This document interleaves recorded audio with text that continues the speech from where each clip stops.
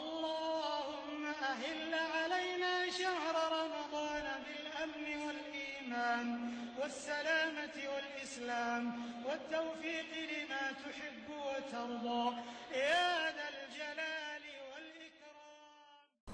د فاتحه مبارکه سوره چې د قرآن عظیم الشان لومړی سوره ده په مکې معظمې کې را نازله شوې ده.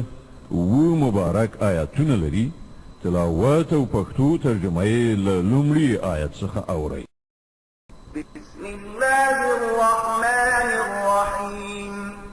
د الله په نوم چې ډېر زیات مهربان پوره رحم لرونکی ده. الحمد لله رب العالمین. ټوله ثنا ستاینه یوازې الله لره ده چې د ټولو کائناتو رب دی. الرحمن الرحیم.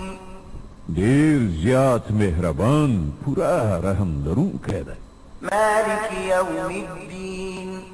د جزا د ورځې مالک دی. إياك نعبد وإياك نستعين. اهدنا الصراط المستقيم صراط الذين أنعمت عليهم غير المغضوب عليهم ولا الضالين. مونږ همدا ستا عبادت کوو او همدا ستانه مرسته غواړو. مونږ ته سمه لاره وښیه. د هغو کسانو لار چې تا پرې پیرزوینه کړې ده چې غوسه پرې نه ده شوې او بېلارې شوي نه دي.